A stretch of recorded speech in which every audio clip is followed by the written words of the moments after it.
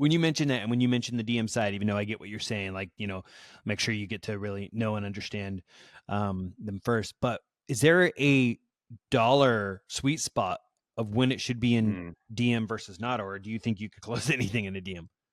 I closed a $23,000 deal via DM 2 Wow. weeks ago.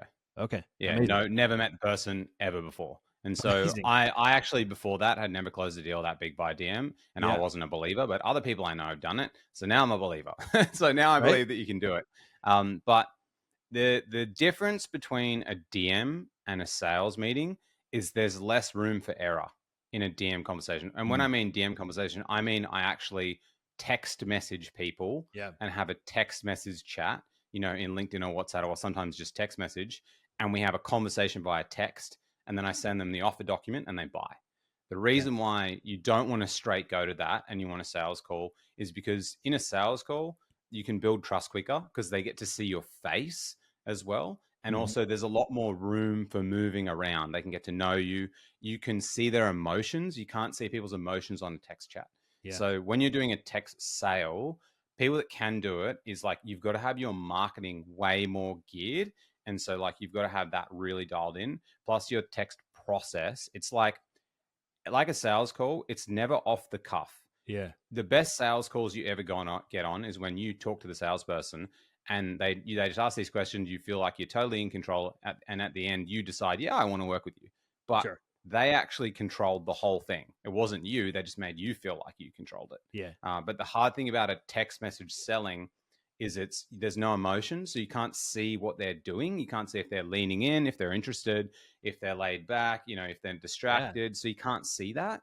And so they're kind of like the main differences. So that's why I'd always suggest sales calls at the beginning as well, because you want experience talking to your ideal clients. Yeah. But the good thing about text chatting is it's more scalable and it takes less energy. So while you can, like, if you have 5 sales calls in a day, you are drained, you are done. But if you have 10 text chat conversation closes, you can do it while you're putting the laundry out, watching Netflix with your partner, whatever. But you've got to have it really dialed in to be able to do it. I suppose you would have to have, some really good built-in trust there already to Yeah, even so get like into that. you need a lot of the marketing to do a lot of the work. So like sales is really good salespeople. What they do is it's speed of trust.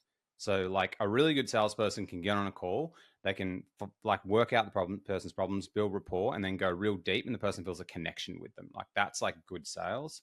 But with a text chat, it's harder to do that. So you need a lot of your marketing to do a lot of the work. So they need to be persuaded a lot before they actually get to you. And you need to build systems around it. So for example, like I like to always think about the term called time on content. So that is how much time someone spent with your content before they get to maybe a purchasing decision with you.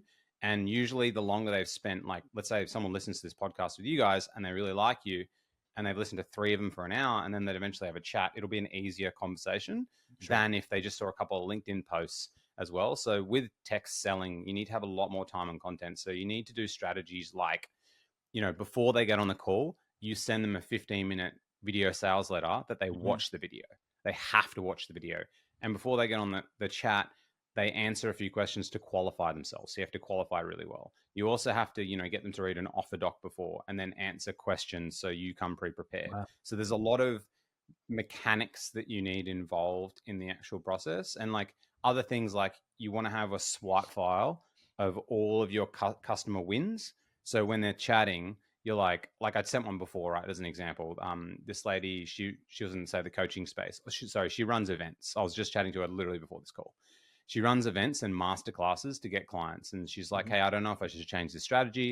And I was like, is it working? And she's like, yeah, it's working quite well. And I was like, look, I think you should keep doing that. We just want to enhance it. And then I was like, look, here's an example of my client, Jesse. He closed $70,000 through his masterclasses. He just ran our 7-day offer campaign to do it as well. Here's a screenshot of him. Here's why he is like you. But I already had that in a Notion document ready.